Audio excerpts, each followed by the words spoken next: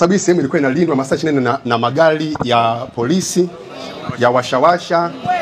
Kwa hiyo na nilisema ile siku nadhani ya tarehe 10 mwezi wa 6 kwamba ulinzi wa hapa uko chini ya mikono ya polisi. Kwa hiyo chochote ambacho kimepotea, kimeharibika, jibu la aliyefanya kipotea au kiharibike yule ambaye alikuwa analinda. Kwa hiyo tunataka tufanye tathmini bila haraka. Kwa mtupe nafasi tufanye tathmini. Mwenyekiti wa mtaa anakuja na kamati yake, tutapita kule chini na waandishi wa habari wataona pia, sababu vitu viko wazi. Na baada ya hapo tutafanya sasa usafi wa maeneo yetu, usafi wa kimwili na usafi wa kiroho.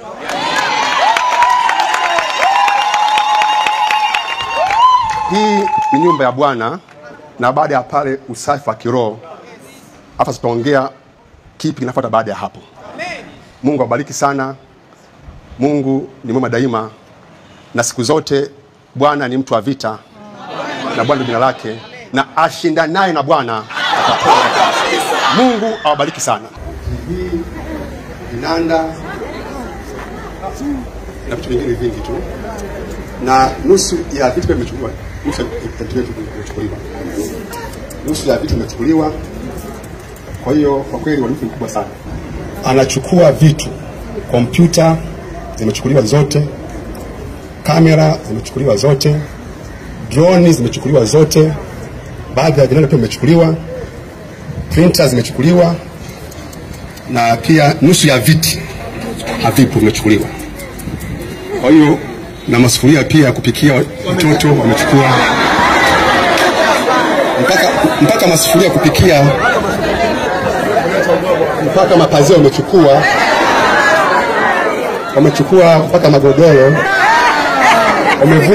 wamevunja sefu kuanzia fedha. Hela zote zimechukuliwa, kompyuta zipo, hakuna kompyuta pale ofisini saa hizi.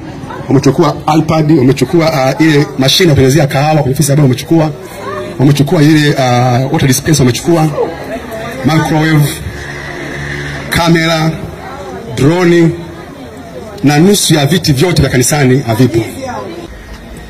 Niseme tu mali zetu zote hazifai tena. Speaker pia hazifai tena. Keyboard zile pia hazifai, sababu zimekaa pia hazifai tena, kwa sababu zimekaa miezi 6 bila kutumika. Hivi ni vifaa vya electronic, havitaji vumbi.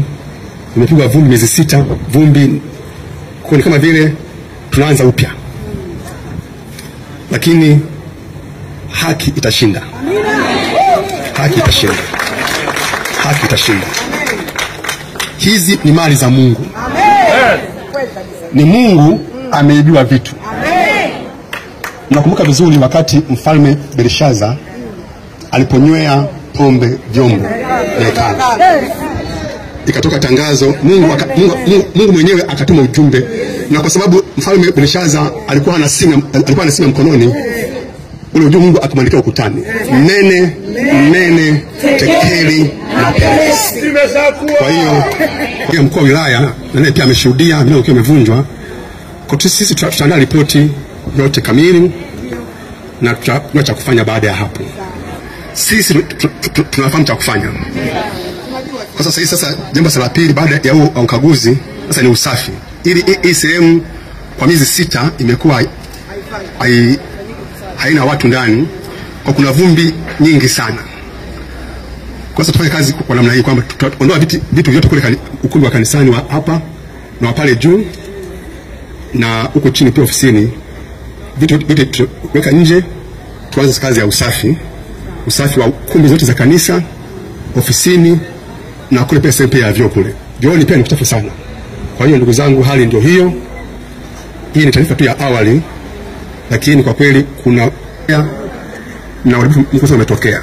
Kwa hiyo Mungu umeweka vimeharibiwa, kwa hiyo tunajua kufanya, lakini pia Baba pia atatoa mwongozo mwingine. Kwa sasa hizi ni usafi kwanza wa mambo ya nje mwilini, na baada ya pale tutaingia pale cha pili cha usafi wa rohoni. Amen. Mungu awabariki sana. Sasa watu wa usafi, Pastor Suzy na Pastor Esther, mtoe mwongozo tu. Nadhani tujigawe makundi matatu. Wengine tutakuwa hapa, wengine juu pale, alafu wengine ofisini, ili kwamba tutoe ofisini vikae nje na tuanze usafi.